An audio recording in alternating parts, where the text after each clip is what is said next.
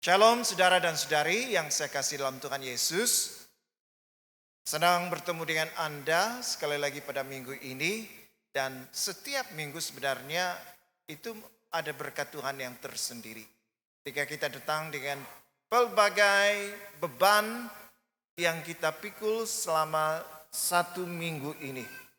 Kita percaya apabila kita datang kepada Tuhan dan kita disentuh oleh Tuhan secara khusus dalam hidup kita. Saya percaya kita akan balik membawa berkat-berkat daripada Tuhan. Segala persoalan, segala beban itu akan terlepas. Karena firman Tuhan mengatakan, marilah kepada aku semua yang letih lesu dan berbeban berat. Aku akan memberikan kelegaan kepadamu. Jadi minggu ini kita bercakap tentang ruang dalaman. Ini bahagian yang kedua. Apabila kita bercakap tentang ruang dalaman, itu bercakap tentang apa yang ada di dalam hidup kita. Khususnya di dalam hati kita. Dan hari ini tajuknya kekaguman terhadap perbuatan dahsyat Allah. Saya percaya saudara dan saudari, setiap kita mengalami suatu pengalaman yang membuatkan kita berasa kagum. Pada tahun 2005 saya berpulang mendaki Gunung Kinabalu sampai ke kemuncaknya, sampai di puncaknya. Dan apabila berada di puncak Gunung Kinabalu, perasaan kagum saya itu melebihi daripada gambar Gunung Kinabalu yang saya lihat. Ataupun melihat Gunung Kinabalu melalui television. Ketika saya berdiri di atas kemuncak dan memandang di sekelilingnya, saya melihat matahari yang mulai terbit. Ada kabus, ada awan, ada bebatuan, ada pepohonan. Melihat kawasan Kundasang dengan kebun sayurnya, pekannya dan sebagainya. Itu suatu perasaan yang luar biasa. Tidak dapat diungkapkan dengan kata-kata. Sangat kagum. Saya sangat kagum dengan ciptaan Tuhan yang luar biasa. Saya percaya kita juga seperti itu. Dalam hidup kita pasti ada beberapa perkara yang membuatkan kita rasa takjub. Membuatkan kita rasa kagum. Jadi sebagai orang Kristen, kekaguman terbesar kita sepatutnya ditujukan kepada Allah kita. Karena Allah kita itu dalam segala tindakannya, dalam setiap perbuatannya, itu sangat menakjubkan, itu sangat ajaib bagi kita. Dalam Mazmur 66 ini bercakap tentang pemazmur mengajak umat Tuhan atau mengajak umat manusia di seluruh dunia, siapapun manusia itu, bukan hanya orang Israel, untuk memuji dan membesarkan nama Tuhan karena perbuatan Tuhan yang dahsyat. Kemudian dalam kehidupan pribadinya, pemazmur juga menyatakan pujiannya kepada Tuhan. Kenapa? Karena dia melihat Allah itu bukan Allah yang jauh, tetapi Allah yang dekat, sehingga apabila dia berseru dalam doanya, doanya itu didengar dan dijawab oleh Allah.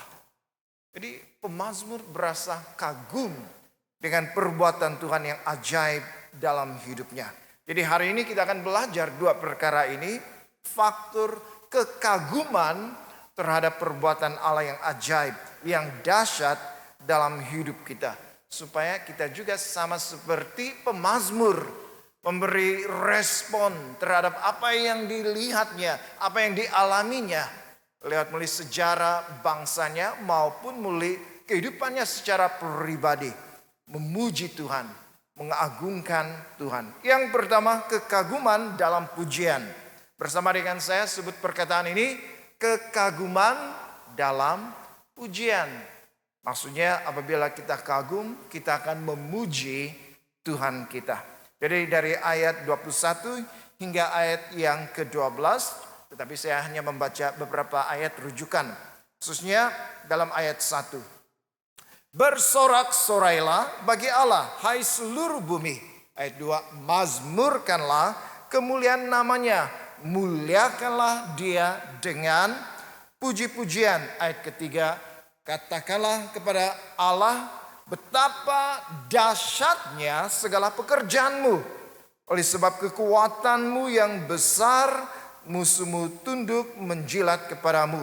Ayat 4, seluruh bumi. Bukan hanya bangsa Israel, bangsa-bangsa yang lain juga. Seluruh bumi sujud menyembah kepadamu dan bermazmur bagimu, memazmurkan namamu. Jadi saudara dan saudari yang kasih dalam Tuhan Yesus, dalam bagian Mazmur 66, ayat-ayat yang dibacakan sebentar tadi, ini bercakap tentang pujian yang ditujukan kepada Allah yang melakukan perbuatan-perbuatan dahsyat dan yang ajaib. Jadi dalam ayat 1 dan 4, pemazmur mengajak seluruh bumi untuk memuji dan memuliakan Allah karena perbuatannya dahsyat. Kemudian dilanjutkan dalam ayat 5 dan 7, perbuatan besar yang dilakukan Allah kepada umatnya, yaitu membelah Laut Merah ketika mereka keluar dari Mesir. Di hadapan ada laut yang terbentang, di belakang ada tentara Firaun yang coba untuk mengambil mereka, menawan mereka kembali ke Mesir. Tetapi Tuhan membelah Laut Merah itu, laut Teberau, sehingga mereka boleh melalui tanah kering sampai ke seberang dengan selamat. Kemudian dalam ayat yang ke-10 hingga 12, pemazmur juga menyatakan bahwa Allah mengizinkan umatnya ini mengalami pelbagai pencobaan, pelbagai ujian, karena Tuhan mau memurnikan iman mereka seperti orang memurnikan perak dengan perapian. Jadi saudara-saudara yang kasih dalam Tuhan Yesus, pujian kepada Allah itu sebenarnya bukan hanya kata-kata, bukan hanya, maksudnya salah satu daripada cara kita memuji Tuhan itu melalui perkataan kita. Ketika kita menyanyikan pujian penyembahan tadi, itu caranya kita memuji Tuhan melalui perkataan, melalui bibir kita. Tetapi bukan hanya setakat perkataan sahaja.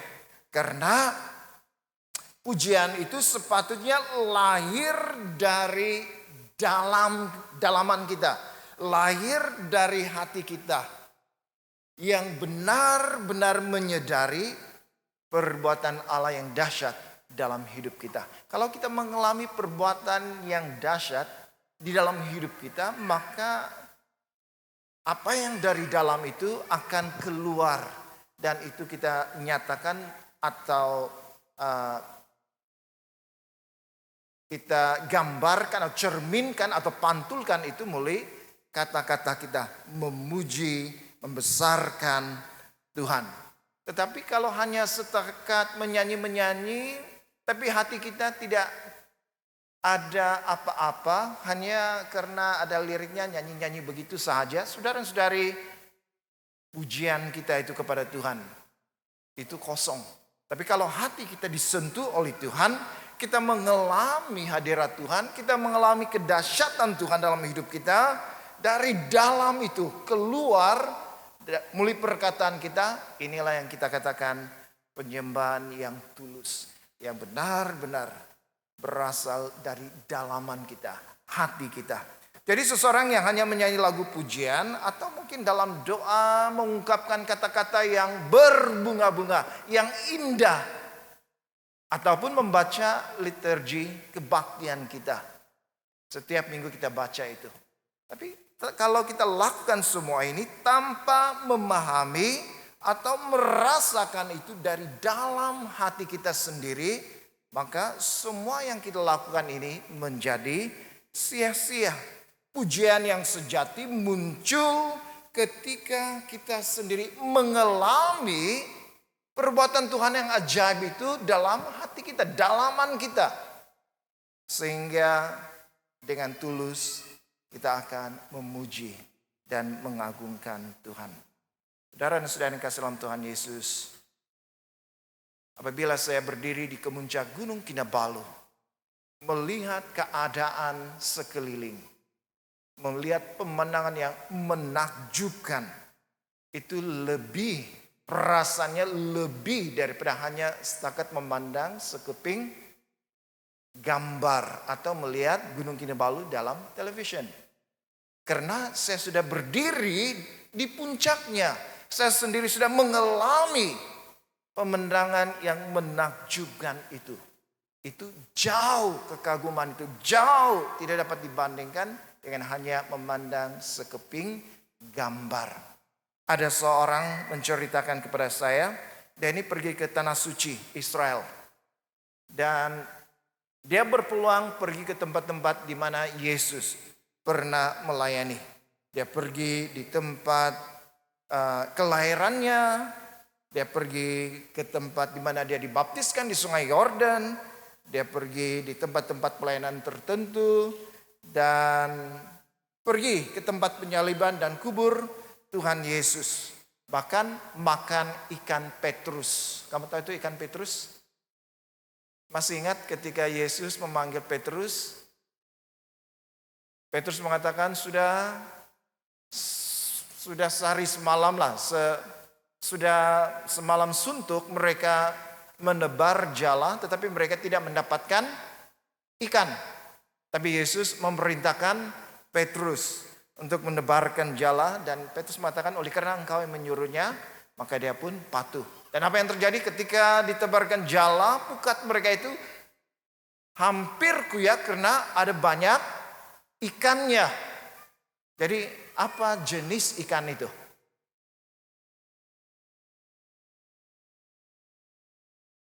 Itu bukan ikan bedukang ya. Tahu itu bedukang? Tapi ikan Petrus itu ikan talapia. Yang biasa bagi kita di sini. Ikan talapia. Jadi ketika orang ini melalui tempat-tempat di mana Yesus berada, perasaan kekagumannya itu melampaui daripada pengetahuannya ketika dia membaca Alkitab. Khususnya Injil. Dalam Injil diberitahukan tempat-tempat Yesus berada, pelayanannya, kematiannya, dia dibaptis dan sebagainya. Tapi dia sekarang berada di tempat itu. Tempat di mana Yesus pernah berada. Tempat di mana Yesus pernah menjejakkan kakinya. Perasaannya katanya itu sungguh luar biasa. Jadi saudara-saudara yang kasih dalam Tuhan Yesus, kalau kita sendiri benar-benar mengalami perbuatan Tuhan yang dahsyat, yang ajaib di dalam hidup kita, saudara dan saudari, kita akan kagum dengan Tuhan yang kita sembah. Hanya orang-orang yang pernah mengalami pertolongan Tuhan yang ajaib dan dahsyat, itu akan tahu bagaimana dia memuji-muji Tuhan. Misalnya kalau kita seorang yang berputus asa karena pergumulan berat dalam hidup kita. Ada orang mengambil jalan mudah, bunuh diri. Mungkin dalam kalangan kita mungkin ada terfikir begitu dahulu ya. Saya harap sekarang tidak. Ketika kita putus asa, pada masa yang tepat Tuhan menolong kita. Tuhan mengangkat kita dan memberikan kita pengharapan yang baru. Apabila kita mengalami itu secara pribadi, betapa kita kagum dengan pertolongan Tuhan dalam hidup kita. Bagi orang yang sakit dan dikatakan tidak lama lagi kehidupannya karena mengidap penyakit yang mematikan, tetapi ketika Tuhan memberikan kesembuhan total, mukjizat kesembuhan. Hanya orang yang tadinya berada di ambang kematian, tetapi Tuhan selamatkan dia. Hanya orang yang mengalami itu tahu betapa dia kagum dengan perbuatan Tuhan yang ajaib di dalam hidupnya. Jadi kekaguman kepada Allah itu harus kita alami sendiri, barulah kita boleh mengungkapkan itu dengan puji-pujian kita kepada Tuhan. Jadi kita harus mengalami. Kalau kita tidak mengalami, kita hanya ikut-ikut nyanyi pujian penyembahan, Saudara dan saudari yang kasih dalam Tuhan Yesus, adakah pujian itu lahir dalam hatimu yang mengalami Tuhan, atau hanya lahir dari bibirmu tanpa pengertian? Hanya orang yang benar-benar menyadari, melihat, mengalami sendiri kuasa Tuhan di dalam hidupnya, maka secara semula jadi itu terungkap melalui bibir kita. Kita akan memuji Dia, kita akan mengagungkan Dia. Kenapa? Karena kita sudah mengalami perbuatan Tuhan yang ajaib dalam hidup kita. Seperti Mazmur 139 ayat 14. Dalam Mazmur ini, pemazmur dia bersyukur kepada Tuhan karena kejadiannya dahsyat dan ajaib. Cara Tuhan membentuk dia, cara Tuhan menciptakan dia begitu unik sekali sehingga dia benar-benar, jiwaku benar-benar menyadarinya bahwa Tuhan menciptakan dia dengan begitu unik, begitu dahsyat, begitu ajaib. Karena jiwanya menyadarinya, dia mengalaminya. Apa yang dikatakannya? Aku bersyukur, katanya. Jadi bukan hanya setakat bersyukur tanpa melibatkan hati. Kesyukuran yang tulus dan benar, kesyukuran yang sejati, itu lahir dari hati yang mengalami, menyaksikan perbuatan Tuhan yang ajaib di dalam hidupnya. Jadi semakin kita mengalami dan menyadari perbuatan dahsyat Allah dalam hidup kita, semakin dalam dan tulus kita akan memuji Allah kita. Jadi sempena musim doa dan puasa ini, ambillah waktu, ambillah masa untuk berdiam diri di hadapan Tuhan. Pikirkan, renungkan dalam pengalaman hidupmu. Apa yang Tuhan sudah lakukan. Perbuatan ajaib, perbuatan dahsyat, apakah yang Tuhan sudah lakukan di dalam hidupmu. Renungkan itu. Kalau kita teringat apa yang dilakukan Tuhan dalam hidup kita, sudah pasti kita akan memuji Dia dengan tulus. Karena kita mengalaminya sendiri. Kita akan kagum kepada Tuhan. Maka kekaguman kita itu kita nyatakan itu dengan pujian kepadanya. Jadi dalam setiap ibadah kita, apabila pujian penyembahan, liriknya dipaparkan di sana, jangan hanya memuji Tuhan melalui mulut kita. Seharusnya atau sepatutnya itu kita alami sendiri dalam hati kita. Maka apa yang ada di dalam hati kita itu akan melimpah keluar. Itu kita ungkapkan dengan kata-kata kita. Jadi setiap minggu kita puji Tuhan, kita menyembah Tuhan. Biarlah itu lahir dari hati kita, bukan mulut kita semata-mata. Apabila kita membaca liturgi itu atau cara kebaktian, doa kesucian kah, doa Bapa Kami kah, dan sebagainya, baca itu dengan pengertian. Bukan hanya dengan kata-kata sahaja. Kalau dengan kata-kata sahaja tanpa pengertian, maka ibadah kita itu tidak ada faedahnya bagi kita. Tapi kalau kita dengan penuh kesadaran, apabila kita baca dengan pengertian, hati kita akan turut menyembah Tuhan. Kedua, kekaguman dalam doa. Sebut bersama dengan saya, kekaguman dalam doa. Pemazmur dia kagum dengan Tuhan. Kenapa? Karena Allah itu mendengar dan menjawab doanya. Dalam ayat ke-16. Marilah, dengarlah, hai kamu sekalian yang takut akan Allah. Aku hendak menceritakan apa yang dilakukannya terhadap diriku. Kepadanya aku telah berseru dengan mulutku, kini dengan lidahku aku menyanyikan pujian. Seandainya ada niat jahat dalam hatiku, tentulah Tuhan tidak mau mendengar. Sesungguhnya Allah telah mendengar, Ia telah memperhatikan doa yang kuucapkan. Terpujilah Allah yang tidak menolak doaku dan tidak menjauhkan kasih setianya daripadaku. Jadi dari ayat 13 hingga 15 pemazmur berbicara tentang mempersembahkan korban dan nazar, menepati nazarnya dengan mempersembahkan korban itu sebagai tanda kesyukurannya atas pertolongan Tuhan dalam hidupnya. Kemudian dalam ayat 16 hingga 20 yang kita bacakan sebentar tadi, pemazmur menyaksikan atau mengongsikan, menceritakan itu kepada kawan-kawannya, kepada orang lain bagaimana Tuhan itu. Apabila dia berseru dalam doanya, Allah itu mendengar dan Allah itu menjawab doanya. Jadi saudara dan saudari yang sekasih dalam Tuhan Yesus, kalau kita mengalami kekaguman dalam doa dengan arti kata yang lain, kita menyadari bahwa apa yang kita doakan itu Tuhan dengar dan Tuhan jawab. Saudara dan saudari yang kasih dalam Tuhan Yesus, kita akan memuji-muji Tuhan. Kita akan memuliakan Tuhan di dalam kehidupan kita. Dan cara kita berdoa itu akan berubah. Cara kita berdoa itu bukan lagi seperti doa-doa sebelumnya. Kenapa? Karena kita mengalami kekaguman kepada Allah yang mendengar dan yang menjawab doa kita. Doa kita itu tidak hanya berpusat pada permintaan.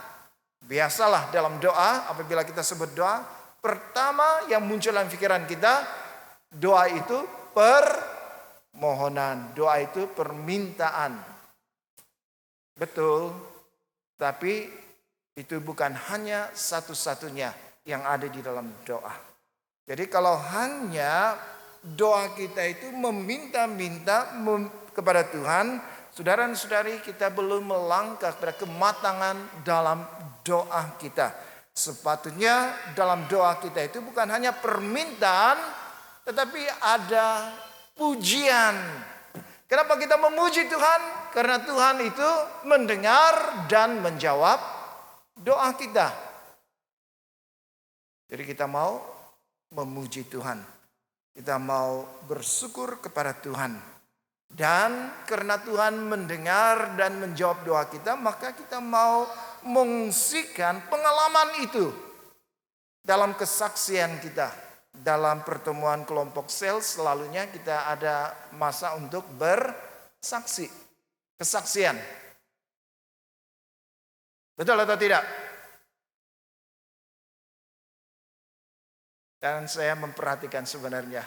Apabila saya diundang, saya perhatikan.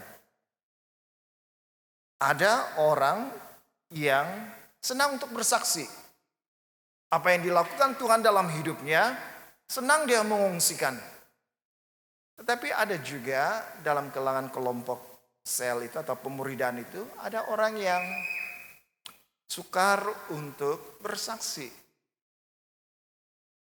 Mungkin rasa malu, mungkin tidak pasti apa yang mau dikongsikan, dan sebagainya.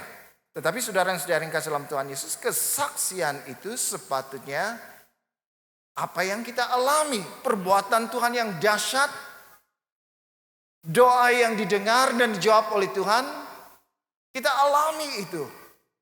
Maka kita harus mengungsikan kesaksian kita itu dalam pertemuan kelompok pemuridan kita dengan tulus, bukan dipaksa-paksa, ya. Siapa lagi? Oh, si Anu, pasti ada kesaksiannya. Padahal hatinya berat untuk bersaksi. Tetapi saudara-saudari, kalau kita mengalami Tuhan dalam hidup kita, melihat kuasanya, menjawab doa kita, tidak perlu orang mendorong-dorong kita untuk membuat kesaksian. Kita sendiri akan memberikan kesaksian kita. Kenapa? Karena kita menyadari perbuatan Tuhan yang dahsyat dalam hidup kita. Dan sebenarnya kita tidak rasa segan-segan, rasa malu. Sebaliknya kita bersemangat untuk menyaksikan perbuatan Tuhan itu di dalam hidup kita. Jadi jangan paksa-paksa ya, pemimpin-pemimpin jangan paksa kalau dia berat hati untuk bersaksi. Kalau dia menyaksikan juga mungkin tidak tulus sudah, sebab berat hatinya. Tapi kalau dia sendiri mau bersaksi dan dia menceritakan itu, bagaimana Tuhan menolong dia, bagaimana Tuhan mendengar doanya, bagaimana dia mengalami hadirat Tuhan. Saya pikir ini kesaksian yang tulus, yang berasal dalam hati kita. Jadi kesaksian itu bukan dipaksa-paksa, ya. Itu secara terbuka kita berikan ruang ini untuk kesaksian. Kalau ada yang bersaksi, puji Tuhan. Jangan dipaksa-paksa ya, supaya ada kesaksian. Nanti kesaksian itu lahir dari mulut, bukan lahir dari hati. Jadi saudara-saudara yang kasih dalam Tuhan Yesus, apabila kita menyadari Tuhan, perbuatan Tuhan yang mendengar dan menjawab doa kita, itu akan mengubah cara kita berdoa. Kalau orang yang hanya meminta, ini orang yang hanya ada masalah dalam hidupnya, baru dia mencari-cari Tuhan, baru dia berseru-seru kepada Tuhan dalam doanya. Pada waktu dia dalam keperluan, baru dia teringat Allah dan mencari-cari Allah dalam doanya. Tetapi bagaimana kalau dia tenang-tenang sahaja? Pada waktu dia hidupnya baik-baik sahaja. Adakah dia mencari Tuhan dalam doanya? Ya atau tidak? Kalau hanya meminta-minta kepada Tuhan pada waktu memerlukan. Saudara dan saudara yang kasih dalam Tuhan Yesus, itu berbeza dengan orang yang penuh dengan kekaguman terhadap perbuatan Tuhan yang ajaib, yang siap mendengar dan menjawab doanya. Apabila dia berdoa, dia bukan hanya meminta, tetapi bagi dia doa itu adalah wadah atau tempat, alat bagi dia untuk bersekutu dengan Allah, dengan lebih erat, lebih dekat lagi. Bukan hanya sekedar meminta-minta dalam doanya, tetapi dia mau ada persekutuan yang erat dengan Tuhan. Dia mau memuji Tuhan, mengucap syukur untuk perbuatan Tuhan yang ajaib dalam hidupnya. Dan ada kerinduan yang dalam untuk menceritakan perbuatan Tuhan yang ajaib itu kepada orang di sekelilingnya. Jadi saudara-saudari, seseorang atau orang yang mengalami kekaguman dalam doa karena Allah siap mendengar dan menjawab doanya, doanya itu menjadi lebih dalam, tidak dangkal, bukan hanya setakat meminta-minta sahaja. Sudah menerima lalu lupa di mana Tuhan. Tetapi doanya lebih dalam. Doanya penuh dengan ucapan syukur. Doanya lebih bermakna. Bukan hanya meminta-minta, tetapi juga dapat menikmati persekutuan yang erat dengan Allah dalam doanya. Dan dia akan memuji-muji, menyaksikan kebaikan Tuhan itu kepada orang lain juga. Jadi sempena musim doa dan puasa ini, saudara dan saudara yang dikasihi dalam Tuhan Yesus, janganlah kita hanya datang kepada Tuhan kalau kita ada keperluan. Kalau sakit, cari Tuhan. Kalau kehilangan kerja, cari Tuhan. Kalau kekurangan, cari Tuhan. Betul. Doa memang memohon kepada Tuhan. Doa memang kita meminta kepada Tuhan. Tapi lebih daripada itu, kita datang kepada Tuhan. Mencari wajah Tuhan. Bukan datang kepada Tuhan mencari berkatnya. Tetapi mencari pemberi berkat itu, Tuhan itu sendiri. Merindukan persekutuan yang erat dengan Tuhan. Merasa kagum apabila Tuhan sudah mendengar dan menjawab doa kita. Dan kita menyaksikan itu mengongsikan perbuatan Tuhan itu kepada orang lain. Jadi saudara-saudari, bukan hanya meminta-minta, tetapi dalam kekaguman kita pada Allah yang siap mendengar dan menjawab doa kita, kita mau memuji Dia. Dan doa itu bukan hanya menjadi tempat untuk meminta-minta, tetapi menjadi tempat kita bersekutu dengan Tuhan lebih erat dalam kehidupan kita. Jadi pada hari ini saudara-saudari yang kasih dalam Tuhan Yesus, marilah kita terus hidup dalam kekaguman kepada Allah karena perbuatannya yang dahsyat di dalam hidup kita. Kita harus mengalami itu sendiri, dan apabila kita mengalaminya, maka dengan semula jadi mulut kita akan mengungkapkan apa yang dari dalam hati kita tentang perbuatan Tuhan yang ajaib dan dahsyat itu. Dan kagum kepada Tuhan dalam doa kita karena Tuhan kita itu bukan Tuhan yang terlalu jauh di surga sehingga kita dilupakan di bumi ini. Tidak, Tuhan itu siap mendengar dan menjawab doa kita. Jadi memang kita meminta kepada Tuhan, tetapi jangan hanya doa meminta-minta sahaja, tetapi harus ada kata-kata pujian kepada Tuhan, ada kesyukuran kepada Tuhan karena Tuhan sudah mendengar dan menjawab doa kita. Dan bukan hanya berhenti setakat itu, tetapi kita juga dengan penuh rasa syukur, penuh kegembiraan mengungsikan perbuatan Tuhan itu kepada rakan-rakan kita yang lain supaya mereka melihat atau mendengar kesaksian kita. Mereka juga turut mengalami seperti yang kita alami perbuatan Tuhan yang dahsyat dalam hidup kita. Mari kita berdoa. Bapa di surga, kami bersyukur dan terima kasih kepadamu. Berikan kami perasaan kagum atas segala perbuatanmu yang ajaib di dalam hidup kami. Izinkan kami mengalaminya dari dalam hati kami. Sehingga apabila kami melihat perbuatan-perbuatan ajaib yang kau lakukan dalam hidup kami, maka bibir kami akan mengungkapkan apa yang ada dalam hati kami. Kata-kata pujian kepadamu.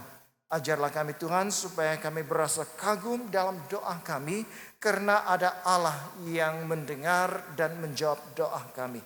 Sehingga doa kami bukan hanya setakat meminta-minta, tetapi dalam doa kami rindu ada persekutuan dengan Tuhan. Kami mau memuji Tuhan. Kami mau bersyukur kepada Tuhan untuk perbuatanmu yang ajaib, yang mendengar dan yang menjawab doa kami. Sehingga hati kami digerakkan dengan penuh sukacita dan penuh ketulusan mengungsikan kebaikanmu di dalam hidup kami kepada orang-orang di sekeliling kami. Sehingga nama Tuhan dimuliakan. Terpujilah Engkau Bapa. Dalam nama Tuhan Yesus kami berdoa. Amin.